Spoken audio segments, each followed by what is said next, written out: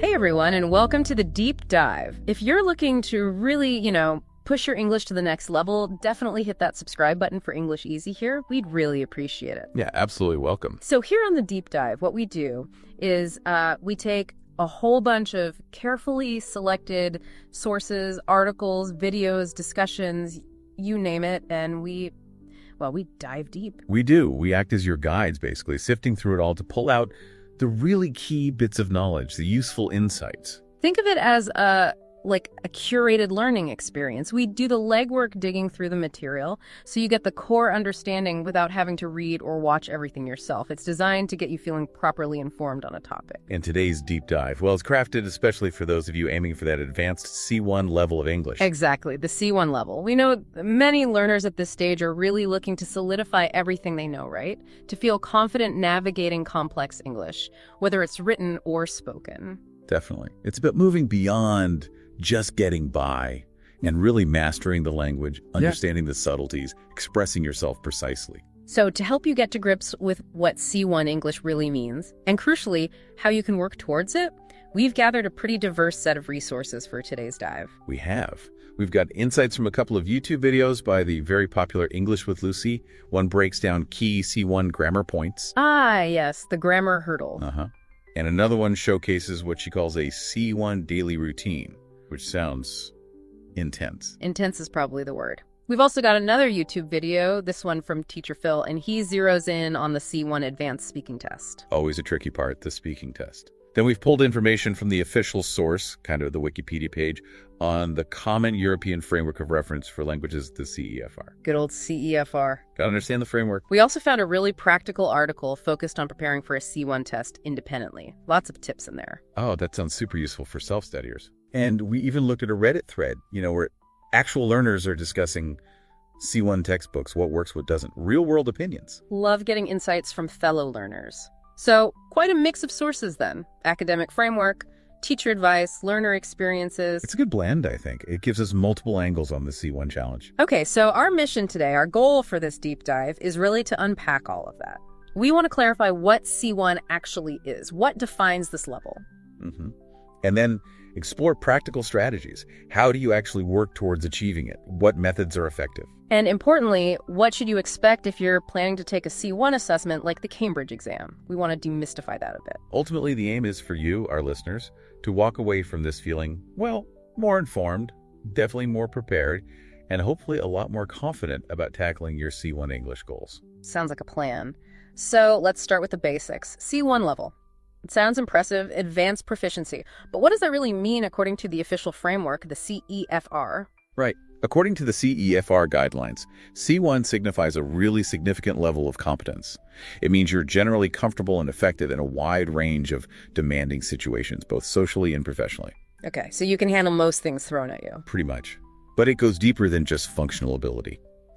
A key aspect of C1, and this is really important, is the ability to understand subtle meanings, things that aren't explicitly stated. Implicit meaning, like reading between the lines. Exactly. Understanding nuance, irony, humor, even complex jokes in English. That ability to grasp the subtext is a big differentiator at C1. Ah, okay. So it's not just about understanding the words, but the intent behind them. Precisely. And alongside that understanding, C1 proficiency means you possess a broad repertoire of grammatical structures and vocabulary. And crucially, you can use these resources flexibly and accurately to express yourself clearly, appropriately, and effectively on complex subjects. Flexibility sounds key there. Adapting your language. It is. You can formulate ideas precisely, connect your arguments smoothly, and structure your discourse coherently, whether you're writing a detailed report or participating in a fast-paced discussion. Got it. So C1 isn't just a label they slap on, is it? How does it actually fit into the bigger picture, the whole CEFR scale? No, it's definitely not arbitrary. The CEFR provides this structured progression, like a ladder for language learning. It outlines 6 main levels. Right, starting at A1. Yep, A1 is the absolute beginner breakthrough level. Then you move up through A2, wastage, B1, threshold, B2, vantage. B2 is that solid intermediate level lots of people aim for initially. Exactly. And then comes C1, which is officially termed effective operational proficiency. It's the first advanced level. And after C1? After C1 comes C2, mastery. That's the sixth and highest level, representing a very high degree of precision, appropriateness, and ease, approaching that of an educated native speaker. Okay, so C1 is level 5 out of 6, sitting firmly in the advanced camp. That really helps place it. It does. It shows you've moved well beyond the intermediate stages and are operating at a significantly higher level of linguistic competence. And reaching that C1 level must open up quite a few doors, right? I imagine people targeting C1 often have specific, perhaps professional goals. Absolutely. That's a very common motivator. As English with Lucy mentioned in one of her videos, a large proportion of individuals who reach or are aiming for C1 are either already using English extensively in their workplace or have definite plans to do so. Makes sense. At that level, your English probably isn't holding you back professionally. Generally, no. While you can certainly work in English at B2 or even B1, depending on the role, C1 signifies a level where language is unlikely to be a barrier in most professional contexts you'd be qualified for otherwise. So it's about confidence in those more demanding work situations, leading meetings, negotiating. Exactly. It's about having the linguistic tools and the confidence to handle complex discussions, persuade effectively, negotiate nuances, write detailed professional correspondence, deliver polished presentations. All that high-stakes communication. Precisely. Lucy actually mentioned this as a key focus for her C1 Business English course, equipping learners not just to understand business contexts, but to actively participate and lead with confidence at that advanced level. Right. So it's not just passive understanding, but active, confident, effective use of the language in potentially quite challenging scenarios. That's the essence of it, yes. Okay, so we've established C1 is a high level involving nuanced understanding and flexible usage, often for professional reasons. Now, let's get into the nitty-gritty. Grammar.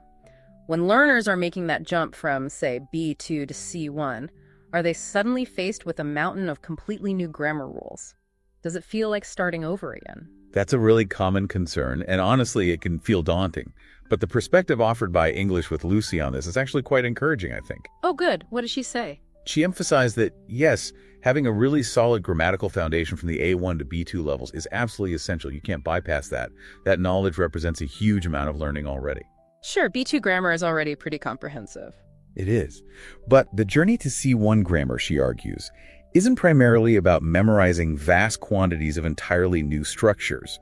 Of course, there are some new, more advanced grammatical concepts and nuances to learn. She admits she enjoys teaching those specifically. Like what kind of new things, roughly? Things like more complex types of inversion, nuanced uses of modality, maybe finer points of subjunctive usage, advanced passive constructions. We'll get into specifics later, but the main focus at C1 shifts. Shifts towards Building upon the grammatical knowledge you already have. It's about learning to use those existing structures, conditionals, passives, relative clauses, tenses, with much greater flexibility, precision, and sophistication. Ah, okay. So it's less about learning Rule X for the first time and more about learning the 5 different subtle ways you can use Rule X depending on the context. That's a great way to put it. It's about mastering the application, knowing when and why to choose a particular structure over another to achieve a specific communicative effect. So using the passive voice not just because you can, but because it's the most effective way to present information in a formal report, for example. Exactly. Or choosing a specific conditional structure, not just because it's grammatically correct, but because it conveys the precise level of formality or hypotheticality you intend. Right. And this applies across different situations. Casual chat versus a formal presentation. Yes, absolutely. The C1 user can adapt their grammatical choices appropriately. They can sound natural and fluent in informal conversation, but also deploy complex and accurate structures when needed for formal writing or speaking. It's about having that range and control. That's actually really reassuring. It frames C1 grammar not as this terrifying new monster, but as a process of refining, deepening, and expanding what you've already worked hard to learn. Precisely. It's about adding layers of sophistication and nuance, becoming a more skillful and versatile user of the grammar you largely already know. Okay, that makes the goal feel more attainable. So let's dive into those specifics then. What are some of these more nuanced, advanced grammar points that English with Lucy highlighted as being typical of the C1 level? What does this refinement look like in practice? Okay, let's break down the points she covered in her C1 grammar video. She kicked things off with participle clauses. Participle clauses. Right, using the ing form or the past participle form. Exactly. Things like, having finished his work, he went home, or shocked by the news, she couldn't speak. Lucy explained that these are incredibly useful at C1 because they allow you to make your sentences more concise and, frankly, more sophisticated. Concise how? Well, they often allow you to combine ideas from two sentences into one, or to replace a longer subordinate clause, like one starting with because, after, or while, with a shorter phrase. Okay, that makes sense. More information packed into fewer words. Can you give us those examples she used again? I think hearing them helps solidify it. Sure. One example was, frustrated by the lack of progress, the CEO called an emergency meeting. Right, and the longer version would be something like, Because the CEO was feeling frustrated by the lack of progress, he called an emergency meeting. You see how much tighter the participle clause version is? yeah, definitely. Much more direct. And the other one, Having signed the contract, we went out to celebrate. which replaces, after we had signed the contract, we went out to celebrate. Exactly. So in both cases, the participle clause acts like a condensed adverbial clause. It gives us information about the reason, frustrated, or the timing, having signed, of the main action, but in a much more efficient way. And using these effectively shows a higher level of control over sentence structure. Yes, it demonstrates that you can manipulate sentence structure for effect, creating more complex and elegant sentences, which is definitely expected in C1 level writing and often in more formal speech too. They add variety and prevent your writing from sounding too simplistic or repetitive. Okay, got it. Participle clauses for conciseness and sophistication. What was the next grammar point Lucy tackled? Next up were advanced relative clauses and apposition. Relative clauses, like using who, which, that. We learn those fairly early on, don't we? We do learn the basics, yes. But at C1, the usage becomes more advanced. This might involve using whose, whom, whereby more confidently, understanding the difference between defining and non-defining clauses perfectly and punctuating them correctly, and potentially using reduced relative clauses. Reduced relative clauses, like omitting the who is or which was. Exactly, like saying the man talking to John is my boss, instead of the man who was talking to John is my boss. It's another way to make sentences more concise. Okay. And apposition. That sounds a bit technical. It might sound technical, but the concept is straightforward. Apposition is when you place two noun phrases next to each other, and the second one identifies or explains the first one. They're grammatically parallel. Can you give that example Lucy used again? Sure, it was. The new training program, a vital component of our employee development strategy, will launch in April. Ah, okay. So a vital component of our employee development strategy is the appositive phrase, explaining what the new training program is. Precisely. It's set off by commas because it's extra information, like a non-defining relative clause. It allows you to embed this additional detail smoothly into the sentence without needing a whole separate clause like .program, which is a vital component. Right. It adds information density and flow, another mark of more advanced writing. Definitely. Yeah. Using apposition effectively shows you can structure complex information clearly and elegantly within a single sentence. Okay, interesting. So advanced relative clauses and apposition for embedding information smoothly. What about conditional sentences? You mentioned earlier that C1 goes beyond the basic if clauses. Yes, absolutely. By the time you're aiming for C1, you should have a good grasp of the 0, first, second, and third conditionals. You might even be comfortable with mixed conditionals, like mixing a past condition with a present result. Right, the standard type. So what makes them advanced at C1? At C1, you start encountering and needing to use more nuanced, sometimes more formal or less common conditional structures. Lucy highlighted inversion in conditionals, for instance. Inversion, like starting with where or had. Exactly. Her example was, were we to invest in the company, we would be taking a huge risk.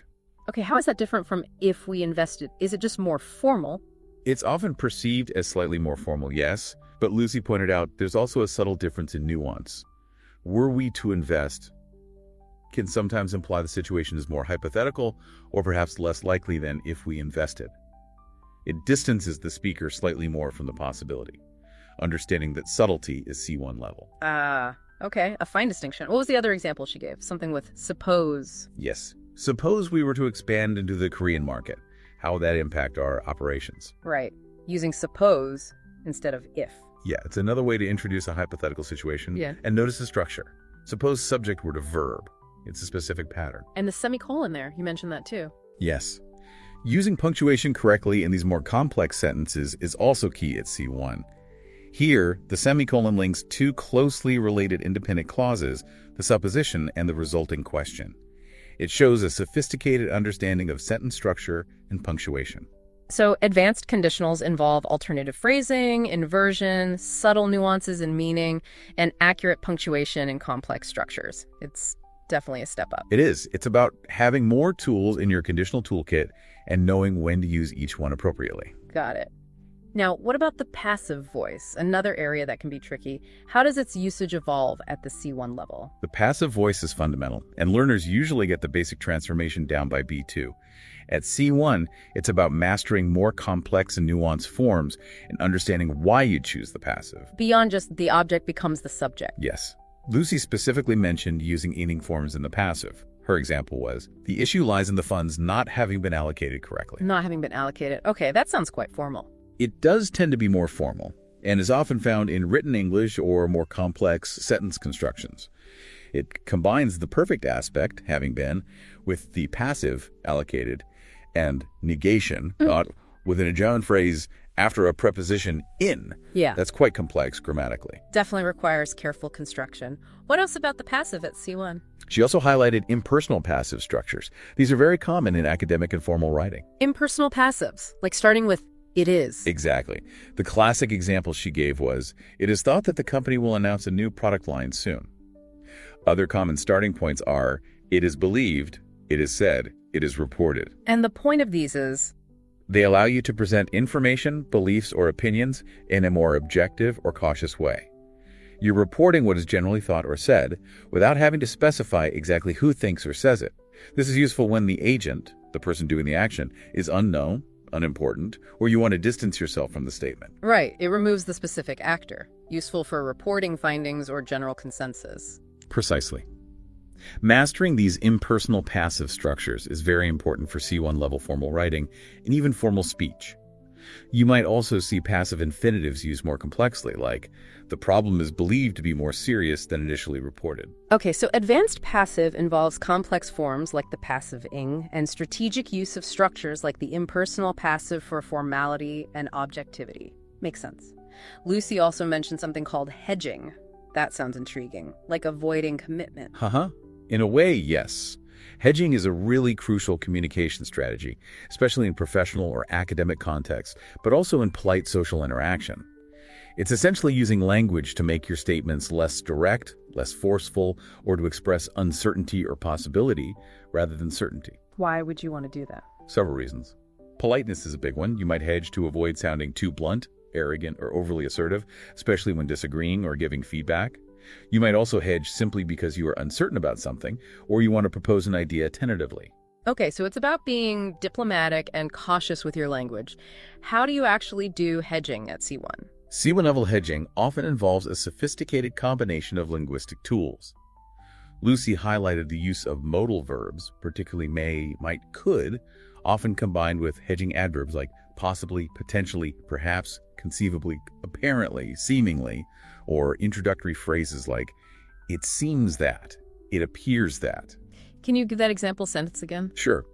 Opening an office in that region could potentially lead to lucrative partnerships. Right. Could expresses possibility and potentially reinforces that cautiousness. Much softer than saying opening an office will lead to partnerships. Exactly. It sounds more considered less like a guarantee, which is often more appropriate when discussing future possibilities. Other examples might be, this might suggest that our initial assumptions were perhaps incorrect, or it seems likely that we will need to reconsider the budget. Lots of softening words in there. Yes. And Lucy also pointed out a really advanced aspect of modality and hedging. How context and intonation can drastically change the implied meaning, especially with past modals. Ah, the example you might have told me. Precisely. Depending on the situation and how it said, you might have told me the meeting was canceled, could mean 1. A neutral possibility. Perhaps you did tell me, I don't remember. 2. A subtle reproach. I wish you had told me, you should have. 3. Even stronger criticism. Why didn't you tell me? You definitely should have. Wow. Okay, so understanding that hidden layer of meaning, the pragmatic function of the modal in context, is really C1 level. Absolutely. It requires a deep understanding, not just of grammar rules, but of how language is used in real communication to convey attitude and relationship dynamics. That's fascinating. Hedging seems like a really vital skill for navigating complex interactions effectively. Okay, what other grammatical structures did Lucy flag as important for C1? Two more that she described as personal favorites, and they're often linked because they both relate to emphasis, were cleft sentences and inversion. Cleft sentences. Cleft means split, right? Exactly. Cleft sentences take a simple sentence and split it into two clauses, usually to put special emphasis on one particular part of the information. They often start with, it is was, or what, or sometimes all. Can you remind us of her example? It's effective time management that truly sets top-performing employees apart. Okay. So instead of just saying effective time management sets top performers apart, this structure really spotlights effective time management. Precisely. It answers the implied question, what is it that sets them apart? Another common pattern is the what cleft. What sets top performers apart is effective time management. Both structures achieve the same emphatic effect, drawing attention to that specific piece of information. Useful for highlighting key points in an argument or explanation. Very useful, yes. They add focus and can make your communication more impactful. And inversion, we touched on that with conditionals, were we too? What else involves inversion? Inversion, as the name suggests, means changing the typical subject-verb word order. Besides conditionals, Lucy highlighted its common use after negative or limiting adverbials placed at the beginning of a sentence for emphasis. Negative adverbials like? Words like rarely, seldom, never, nowhere, not only, no sooner, hardly, scarcely, little. When you start a sentence with one of these for stylistic effect, you usually invert the subject and the auxiliary verb, or be. Like her example, rarely does an opportunity like this arise. Exactly. Instead of the standard, an opportunity like this rarely arises, the inversion, does an opportunity arise, adds emphasis to the rarity. Another example she gave was with no sooner had I finished dinner than the phone rang. Okay. It sounds quite formal or literary. It often is, yes. Yeah. It's a feature of more formal writing and speaking, used for stylistic effect and emphasis. You wouldn't typically use it constantly in casual chat. Lucy also mentioned inversion happening after expressions with so and such at the start of a clause. How does that work? Like this. So successful was the marketing campaign that sales doubled. Instead of the campaign was so successful that, or such was the force of the storm that trees were uprooted. Instead of the force of the storm was such that, again, it adds emphasis to the degree, so successful, such force. Right. So cleft sentences and inversion are both tools in the C1 toolbox for manipulating sentence structure to create emphasis and add stylistic flair, particularly in more formal contexts. That's a perfect summary. They show a high degree of control over sentence architecture. Okay, we've covered quite a few specific structures. What about connecting ideas? How do sentences link together to form coherent paragraphs or longer stretches of speech at the C1 level? That brings us to linking words, or as they're sometimes called, discourse markers or cohesive devices. This is absolutely crucial for C1. We learn linking words like and, but, so quite early, and B2 covers things like however, therefore, although. What's different at C1? You're right. A good range of basic and intermediate linking words is expected by B2. At C1, the focus intensifies on using them not just correctly, but strategically, skillfully, and with greater variety to create highly coherent, well-structured, and easy-to-follow extended discourse, both written and spoken. So it's about the quality and effectiveness of the linking, not just ticking a box. Exactly. It's about choosing the precise linking word or phrase that best signals the logical relationship between ideas. For example, contrast, cause and effect, addition, exemplification, concession. It's also about using a wider repertoire of these devices to avoid repetition and add sophistication. Did Lucy mention any specific examples of more advanced C1 level linking words? She did mention a couple that might be less familiar to B2 learners, such as much as, which often means although or even though, e.g., much as I respect his opinion, I have to disagree on this point. And notwithstanding, which means in spite of or despite. For example, notwithstanding the bad weather, the event was a great success. Okay, so expanding the vocabulary of linking words is part of it. It is. But more importantly, it's about weaving them seamlessly into your text or speech to guide the reader or listener. Think of them as signposts. They signal transitions, highlight connections, structure arguments, and ensure clarity and flow over longer stretches.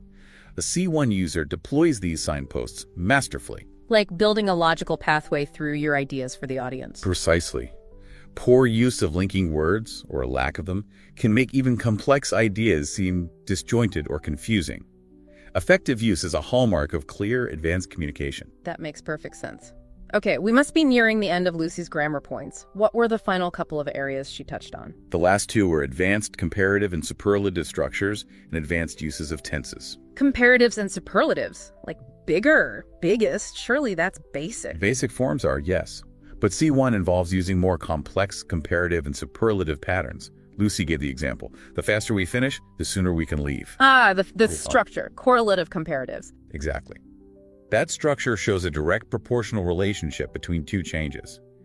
Other advanced structures might involve comparisons with AGs in more complex sentences using modifiers with comparatives. Example, significantly more expensive, slightly less effective. Or nuanced superlatives. Example, one of the most important factors, the least likely outcome. Okay, so it's about deploying these structures accurately in more complex contexts and using a wider range of modifying language. Yes. And finally, advanced uses of tenses. Again, by C1, the fundamentals of all major English tenses and aspects, perfect, continuous, should be secure. The focus shifts to using them with complete accuracy, naturalness, and for specific stylistic or subtle effects. Like using tenses in ways that aren't just about strict time reference. Exactly. Ugh.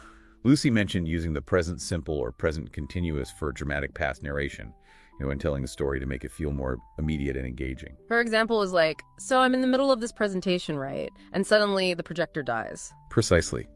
Using the present tense, dies, makes the past event feel like it's happening right now. It's a common storytelling technique in spoken English. Adds drama. It does. She also mentioned specific idiomatic expressions for talking about the very near future, like be on the verge of doing something or be about to do something. For instance, the company is on the verge of launching a new product. These convey imminence.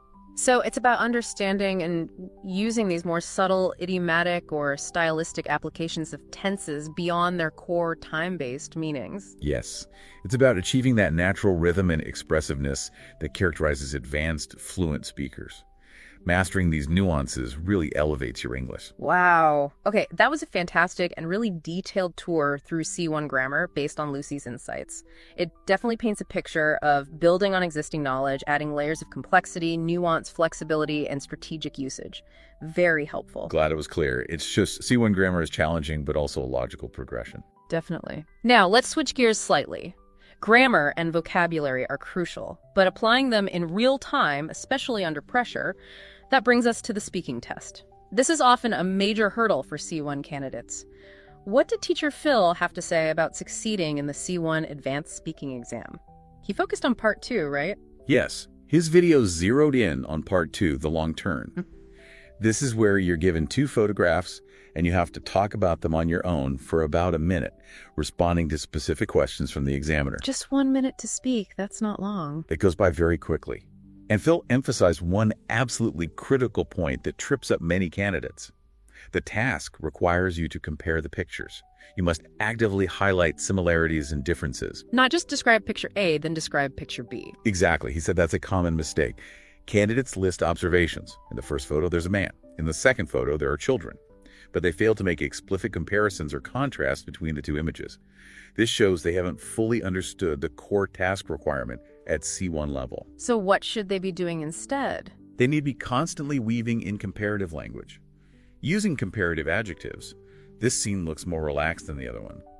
Superlatives were appropriate, and specific contrasting linkers, whereas this picture shows X, the other depicts Y, in contrast to the first image, while this photo focuses on, the second one seems to be about. So the comparison needs to be central to the whole 1 minute turn. Yes, absolutely. Comparison should underpin everything you say about the photos in relation to the examiner's questions. Okay, that's a crucial distinction. Compare, don't just describe. What else is vital to remember during that intense minute of speaking? Well, besides comparing, you absolutely must directly answer the 2 questions the examiner asks you about the pictures. 2 questions in 1 minute plus comparing. Sounds like a juggling act. It is. And Phil stressed that another major pitfall is candidates spending too much time just describing the visual details of what people are wearing, the setting, and then running out of time before they've properly addressed both questions. So time management is key. What's his advice for structuring the minute? His advice is essentially to get straight to the point. Start by tackling the two questions directly. As you answer them, integrate your comparisons and observations about the pictures. Don't save the questions until the end. So maybe something like, okay, answering the first question about why the people might be feeling X. In the first picture, the man looks quite stressed, perhaps because whereas the children in the second picture seem much more carefree, maybe because... Exactly like that. You're answering the question while comparing and contrasting the images. That's the most efficient and effective way to cover all the requirements within the minute. That makes sense. Get straight to the core task. Now, you can't always know exactly what's happening in a photo, can you? What about expressing uncertainty? Absolutely critical. That's where the skill of speculation comes in, and Phil really emphasized this. Since you're interpreting images, you need to show you can speculate appropriately about people's feelings, motives, the situation, what might happen next, etc. How do you do that effectively in terms of language? He specifically recommended using modal verbs of deduction and possibility might, may, could, must for strong deduction, can't for negative deduction. For example, he might be feeling anxious. They could be celebrating something. It must be difficult for them. Okay, using modals to show it's your interpretation, not a definite fact. Precisely. And also using adverbs and adjectives of probability, perhaps, maybe, possibly, probably, likely, unlikely. So you might say, perhaps they are on holiday, or it's likely that this event is taking place in summer. So layering in language like he might possibly be, or it seems likely that. Yes. Combining these markers of speculation makes your response much more nuanced and appropriate for interpreting visual stimuli. It shows linguistic sophistication. Phil actually provided a good example comparing photos of people sleeping in different places, demonstrating how to weave comparison and speculation together naturally. It really does sound like a complex task, comparing, answering two specific questions, speculating appropriately, using advanced language, all within 60 seconds. What were the other common mistakes Phil warned against? Well, aside from the big ones, not comparing enough and not answering both questions fully, he also pointed out that sometimes the overall level of grammar and vocabulary used just isn't C1 standard. Meaning, candidates might compare and answer the questions, but their language is too simple. Exactly. This 1-minute turn is a prime opportunity to showcase your range. You should be aiming to use some of those advanced grammatical structures we discussed earlier.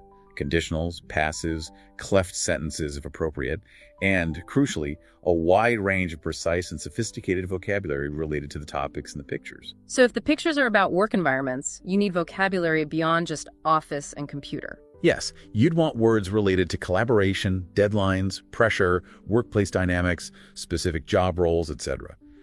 Phil felt the example response he analyzed, while okay on speculation, could have been significantly stronger in its use of advanced grammar and lexis to truly hit that C1 mark. And the candidate in his example missed one of the questions entirely. Yes, which is a critical error. You have to address both prompts from the examiner to fulfill the task requirements. Missing one will significantly impact your score for task achievement. Okay, so key takeaways for part 2. Compare actively, answer both questions directly, speculate using modals and adverbs, and use varied advanced grammar and vocabulary, all in 1 minute. Phew! It requires practice, definitely, but knowing the criteria is the first step. Did Phil offer any quick tips for other parts of the C1 speaking test, like part 3, the collaborative test? He did touch on part 3 briefly. That's where you discuss a topic with the other candidate for a couple of minutes based on a diagram with prompts. Right, the discussion part. What's key there? His main advice was about interaction. It's not just about stating your own opinions, but genuinely interacting with your partner. This means actively listening, responding to what they say, asking them questions, agreeing, politely disagreeing, and building upon each other's ideas. So it should feel like a real conversation, not 2 separate monologues. Exactly. He stressed the importance of not just immediately agreeing with everything your partner says. While you need to be collaborative, engaging in some negotiation and exploring different viewpoints can actually lead to a richer discussion. So politely challenging or offering a different perspective is actually a good thing. Yes. If done constructively, that's an interesting point, but have you considered, or I see what you mean, although I tend to think, It allows both candidates to demonstrate a wider range of functional language, expressing opinions, agreeing, disagreeing, suggesting, speculating, negotiating meaning. Trying to reach a conclusion together, even if you don't fully agree initially, is part of the task. Okay, so natural interaction, active listening, and constructive negotiation are key for part 3. That's really useful advice for navigating that collaborative element. Definitely helps to know what the examiners are looking for in that interaction. Absolutely. Now, many people aiming for C1 don't have the luxury of full-time courses. They're often preparing largely on their own. We looked at that article from Studying in Switzerland about independent preparation.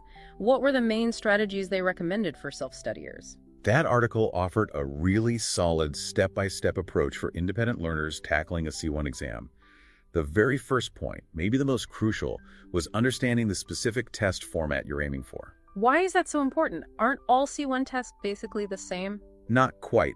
While they all assess advanced English, the major tests like Cambridge C1 Advanced, CAE, IELTS Academic General Training, and TOEFL IBT have different structures, question types, timings, and even slightly different focuses. Can you give an example of the differences? Sure.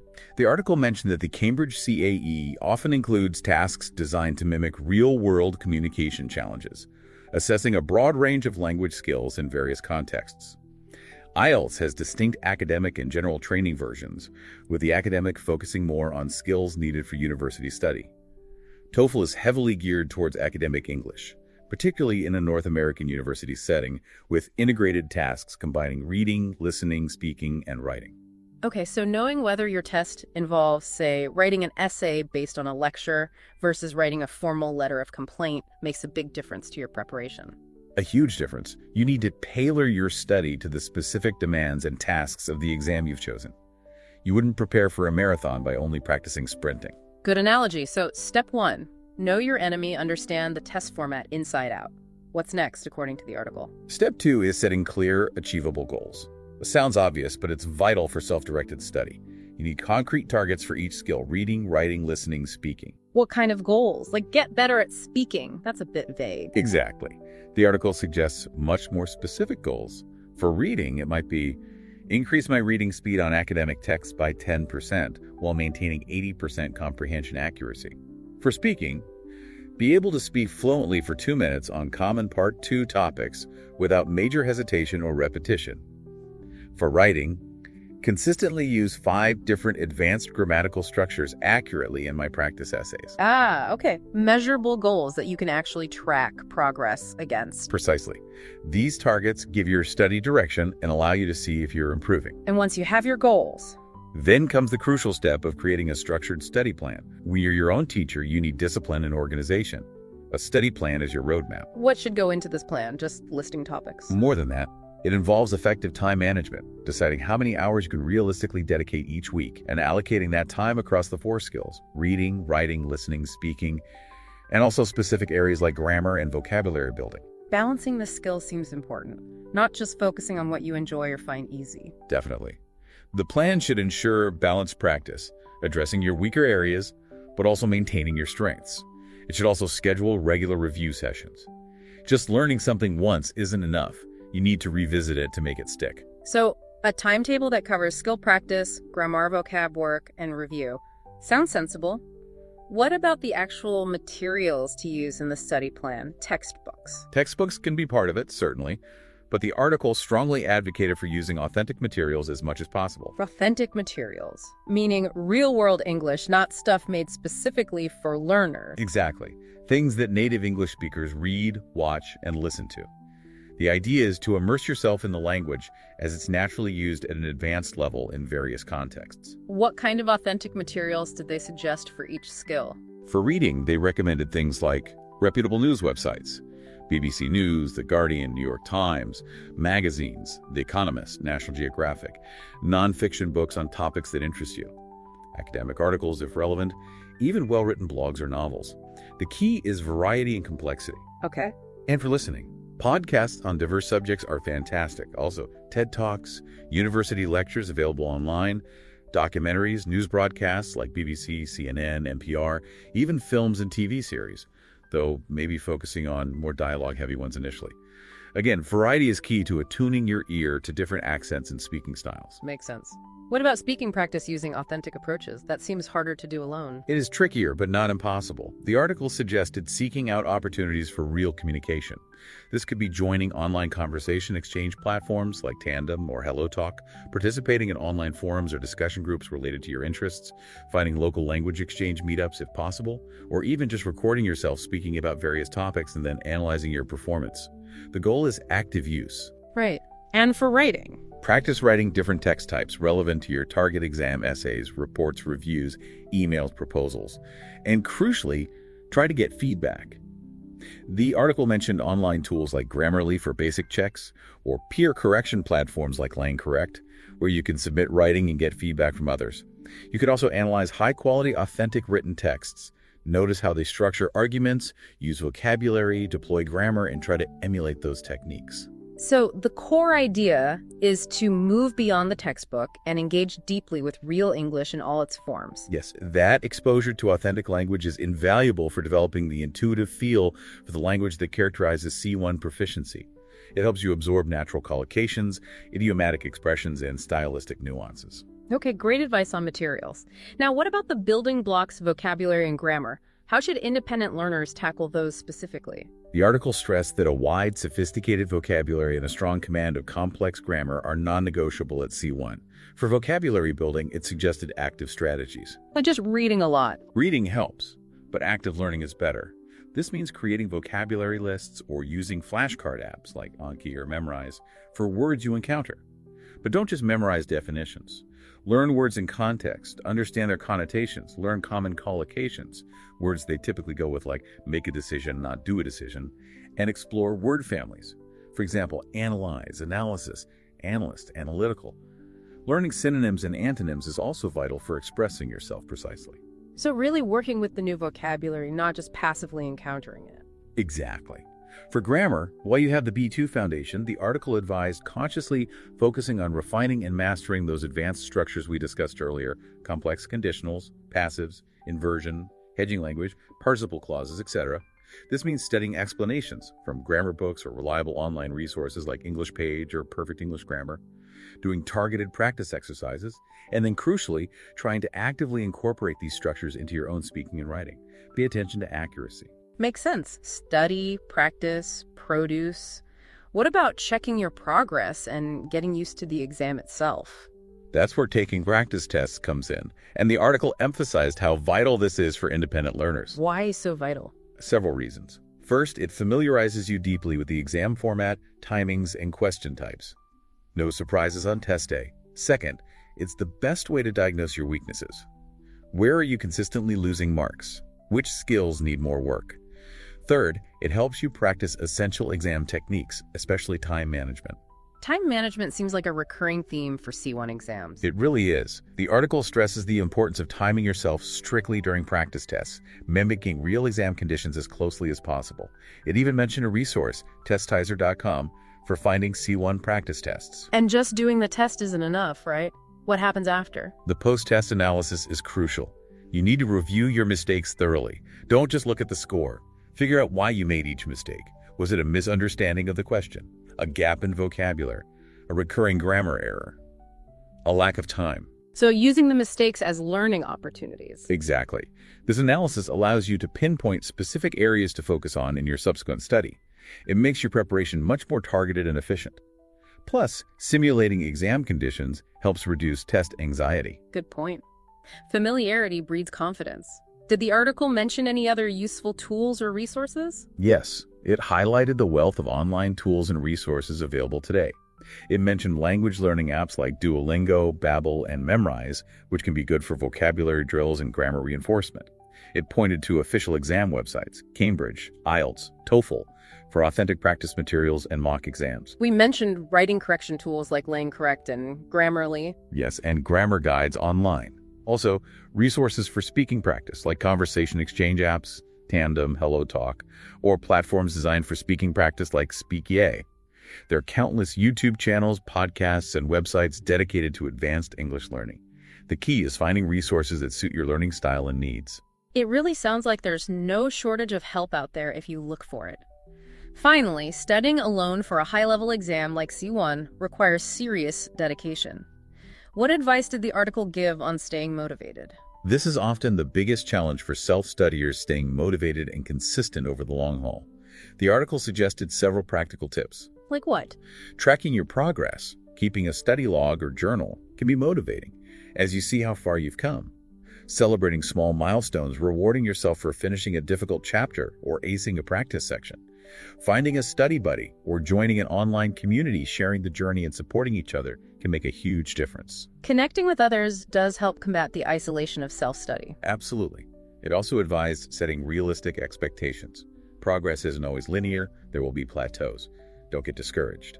Acknowledge that reaching C1 takes time and sustained effort. Patience and persistence are key. And maybe mixing things up, like combining English practice with hobbies. Yes. The article actually had a FAQ section that touched on this. It suggested finding ways to integrate English into activities you enjoy, like following recipes in English if you like cooking, watching fitness tutorials in English, reading about coding in English if that's your field. Making it part of your life makes it less of a chore. That's a great tip for making learning more sustainable and enjoyable. Definitely. The more you integrate English naturally into your daily life, the better. That article seems packed with really practical, actionable advice for independent C1 preparation. It covers everything from planning and resources to mindset. Did that FAQ section address any other common learner questions? Yes, a few useful ones. We mentioned the typical preparation time, often cited as 6-12 months from a solid B2, but variable depending on intensity and background. Right, and free resources. Yeah, it listed good free options. News sites, BBC, Guardian, Project Gutenberg for classic books, BBC podcasts, TED Talks, Grammarly's basic version, LangCorrect for writing exchange, Tandem HelloTalk for speaking partners, and official sample tests from exam providers, so you can prepare effectively on a budget if you're resourceful. Good to know. What about time management during the actual test? Any quick tips? The advice was pretty standard, but crucial. For reading, skim the text first for general understanding before tackling questions. Read the questions carefully. Don't get stuck on one difficult question. Move on and come back if you have time. Answer easier questions first to build momentum and confidence. Allocate your time wisely per section. Standard advice, but easy to forget under pressure. And managing test anxiety. Key tips were: simulate exam conditions often during practice so the real thing feels familiar. Get enough sleep before the test. Practice simple relaxation techniques like deep breathing if you feel overwhelmed during the exam. And remember, it's just a test. Do your best, but don't put excessive pressure on yourself. All very sensible advice. Okay, that covers independent study strategies thoroughly. Now let's shift focus slightly to resources again, specifically textbooks. Learners often ask for recommendations. What came out of that Reddit thread discussing C1 textbooks for self-study? That Reddit thread was interesting because it reflected a very common dilemma for learners moving from B2 to C1. Which coursebook or grammar book should I use? The conversation centered quite a bit around two very well-known grammar resources from Cambridge University Press. Which ones were those? Cambridge Advanced Grammar in Use, the one specifically targeting higher levels, and the classic English Grammar in Use by Raymond Murphy, which covers intermediate to upper intermediate primarily, but has a lot of depth. Okay, the Blue Murphy book, as many people call it. What was the discussion about them? One user raised a question about the Advanced Grammar in Use potentially being very British English focused, as they preferred American English. Is that a major issue with grammar books? British versus American English? Well, according to the consensus on that Reddit thread, probably not a major issue for grammar studies specifically.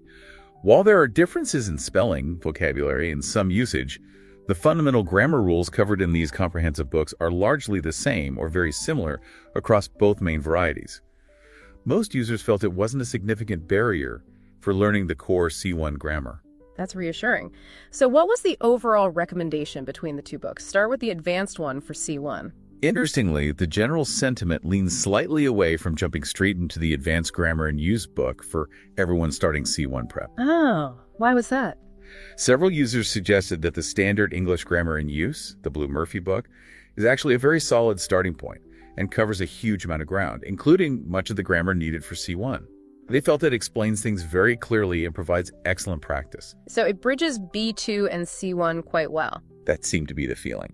The perspective shared by some who had used both books was that the Advanced Grammar in Use, while excellent and very thorough, often focuses on very fine, subtle grammatical details and nuances. Things that might be overkill for some learners. Potentially, yes. Or perhaps things that are better tackled after consolidating the core C1 grammar. The advice seemed to be, make sure your foundation, covered well in Murphy, is rock solid first. The advanced book might be more for refining those last few percentage points, or for learners with very specific needs, like academic writing. So the takeaway was, don't feel you have to use a book labeled advanced right away. A comprehensive intermediate, upper intermediate reference like Murphy's might be more practical initially for building C1 grammar skills. That was certainly a strong thread in the discussion. Start comprehensive, then get specialized if needed. Of course, others might find diving straight into the advanced book works for them. It depends on the learner. Did they mention any other specific resources? One user did share a Goodreads link to another grammar resource, but there wasn't any discussion or evaluation of it in the thread itself, so we can't say much about that one. But the main focus was definitely on the Grammar in Use series. Okay, so for listeners considering textbooks, don't stress too much about UK-US differences in grammar books, and consider starting with a really solid, comprehensive, upper intermediate resource before necessarily jumping into one that focuses only on the most advanced, subtle points. Sound advice. Seems like practical advice from learners who've been through it. Definitely. Right, let's move on to our final source, the other English with Lucy video, the one about the C1 daily routine. You mentioned it sounded intense. She described it as being on steroids. What on earth did she mean by that? Yes, on steroids was her exact phrase. She was very upfront at the start of that video. She explicitly stated that the daily routine she was about to describe was deliberately extreme and highly exaggerated. So not how she actually lives her life, or how anyone realistically could. Absolutely not. Her clear purpose in creating this routine was purely linguistic. It was designed as a vehicle to showcase a very high density of advanced C1 level vocabulary and complex C1 grammar structures, all packed into one narrative. So it was an exercise, a demonstration piece. Exactly. She stressed it was not intended as a realistic model for how native speakers talk day to day, or even how a C1 learner should try to talk all the time. It would sound incredibly unnatural and frankly exhausting if someone spoke like that constantly. Like reading a thesaurus aloud. A bit like that, yes. She even anticipated comments like, nobody actually speaks like this, and said, you're absolutely right.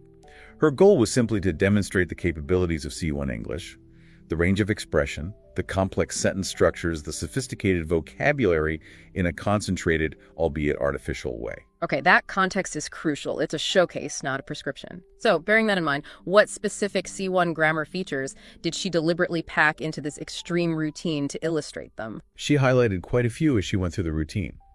She started by pointing out her use of non-finite clauses, particularly participle clauses used as adverbial phrases. We talked about those earlier, the concise ones, like having finished. Yes. Examples from her routine included phrases starting like, upon waking up, allowing me to clear my mind, and ensuring a well-hydrated complexion. These ing clauses add information about time, reason, or result very efficiently, without needing a full clause with a subject and tensed verb. Right, contributing to that dense, complex style. What else? She then highlighted an advanced comparative structure using the pattern not so much X as Y. The example was, it isn't so much challenging as it is invigorating. Okay, what does that structure mean exactly? It's used to compare two qualities, challenging versus invigorating, and usually emphasizes the second one. It's like saying, it's more invigorating than challenging, but in a more sophisticated, nuanced way. It suggests the challenging aspect is less significant or less accurate than the invigorating aspect. I see. A subtle way to frame the comparison. Very C1. Definitely. She also drew attention to her use of compound adjectives. Adjectives formed by combining two or more words, often hyphenated when they come before a noun. Like? Examples from the routine were well-established routine, 30-minute workout, well-hydrated complexion. Using these accurately makes descriptions more precise and concise than using longer phrases. For example, a workout that lasts 30 minutes. Okay, good examples of efficient description. What other grammar did she showcase? Next, she pointed out a clear example of negative inversion, which we also discussed earlier. The sentence was, no sooner have I got dressed than I am wolfing down. Right, starting with no sooner triggers the inversion have I got instead of I have got, and requires then later. Exactly. She explained again that this structure adds emphasis, highlighting the immediate sequence of the two actions, getting dressed, then immediately eating. But she also repeated her caution that while it's grammatically impressive, it's quite formal and stylistic, so should be used sparingly in most contexts to avoid sounding unnatural. Good reminder. Use these fancy structures wisely. Precisely. Then she shifted focus slightly to signposting language or discourse, markers those linking words and phrases that structure discourse. We covered those two words like however, furthermore. Yes. She highlighted examples from her routine like first and foremost, in addition to after, meanwhile, thus. She used a great analogy calling them the GPS system for your writing or speaking. Guiding the audience through the structure of your ideas. Exactly. She emphasized how crucial they are for coherence and flow, especially in longer stretches of text or speech. She even included a quick interactive task, asking viewers to identify the signposting language she used in the first paragraph of her routine. A good way to make learners actively notice these features. Very effective. Moving on, she highlighted a post-modified superlative adjective. Okay, that sounds complicated. What does it mean? It's when you put the modifying phrase after the superlative adjective construction, often using possible or imaginable. Her example was, completing my tasks in the most efficient way possible. Ah, possible comes after most efficient way. Yes. Instead of putting it before, like in the most possible efficient way, which sounds wrong. This post-modification structure, the superlative noun possible imaginable, is a specific advanced pattern used for emphasis. Interesting detail. What else? Did she revisit cleft sentences? She did. She included more examples of cleft sentences to reinforce their function of adding emphasis. One was an it cleft. It's knowing that I'm contributing something meaningful that I truly thrive on. And another was an all cleft. All I hope is that I outdo my previous achievements. Both structures isolating and highlighting a specific part of the message. Exactly. She reiterated how they split the sentence to focus attention on knowing I'm contributing in the first case, and on the hope itself that I outdo in the second. Okay, so plenty of structures for adding emphasis. What about towards the end of her day? As she described the end of the day, she pointed out a subordinate clause of time, as the day draws to a close. A simple example, but showing how clauses add context. And she included another participle clause, this time acting as an adverbial phrase of means, starting with by. By adopting this disciplined and purposeful routine, she implies, she achieves certain results. So using by plus ing to explain how something is done. Yes, another concise structure. And she rounded off by mentioning the all I hope is cleft sentence again, emphasizing its use for focusing on desires or intentions. So even though the routine itself was exaggerated, it served as a fantastic vehicle for packing in and demonstrating a wide array of these C1 grammar points in context. Absolutely. It was a very clever and engaging way to illustrate what C1 grammar looks like in action, showing the complexity, precision, and variety that learners are aiming for, even if they wouldn't normally use all of it quite so densely. A really useful illustration. Okay, we've covered a huge amount of ground today, diving into the definition of C1, the nuances of grammar, strategies for the speaking test, tips for independent study, textbook considerations, and that illustrative daily routine. As we start to wrap up this deep dive, what would you say are the most crucial takeaways for our listeners who are on that journey towards C1 English? I think the first key message is that reaching C1 is definitely achievable. It takes dedication, yes, but it's not an impossible peak. It requires focused effort and, importantly, using the right strategies. And it's not just about learning endless new rules, but refining and mastering what you know. That's the second key point. C1 is largely about building sophistication and flexibility upon your existing B2 foundation. It's about nuance, precision, understanding context, and using language strategically and effectively across a wide range of situations. Which requires active engagement, doesn't it? Not just passive learning. Absolutely. That's the third takeaway. You need to actively engage with authentic materials. Really immerse yourself in real English. You need a systematic approach to building a wider, more sophisticated vocabulary, learning collocations and connotations. And you need to consciously work on mastering those complex grammatical structures and using them accurately in your own production. And for those facing exams, consistent practice under timed conditions is non-negotiable. You need to simulate the test, analyze your mistakes, and target your weaknesses. Familiarity with the format and timing is crucial. It's also really encouraging, I think, that there are so many resources available now to support learners, isn't it? Definitely. That's another positive takeaway. From online platforms and apps to YouTube teachers like Lucy and Phil, to authentic news sources and podcasts, to grammar websites and practice test resources, there's a wealth of material out there. The challenge is choosing wisely and using them effectively as part of a structured plan. So perhaps a final piece of advice for our listeners would be to reflect on everything we've discussed. Yes, I'd really encourage everyone listening to take a moment to think about their own English learning journey. Which of the C1 grammar points we covered feel like areas you need to focus on? Which speaking skills need practice? Do you need to incorporate more authentic materials? Are you using effective vocabulary learning techniques? Tailor the strategies to your own needs. Be strategic about your learning. Exactly. Be proactive, be consistent, and don't be afraid to challenge yourself. Remember that huge amount of support and information is available to help you along the way. Keep practicing, keep learning, and you absolutely can reach your C1 goal. That's a great motivating summary. So as you, our listener, continue on this path, maybe the final thought to ponder is this. Once you achieve that C1 level, with the increased confidence and competence it brings, what doors will that open for you? What specific personal ambitions or professional goals will you be able to pursue more effectively with your advanced English skills? Something to think about as you continue your journey. A powerful motivator indeed. It's been a pleasure diving deep into C1 English today. I really hope this discussion, drawing on all those different sources, has provided valuable clarity and practical insights for everyone listening. Me too. We hope you feel more informed, better prepared, and definitely more confident about tackling C1. Keep up the great work with your English learning. And finally, a huge thank you to all of you who joined us and stayed tuned throughout this entire deep dive. We really appreciate you spending your time with us. Yes, thank you, everyone.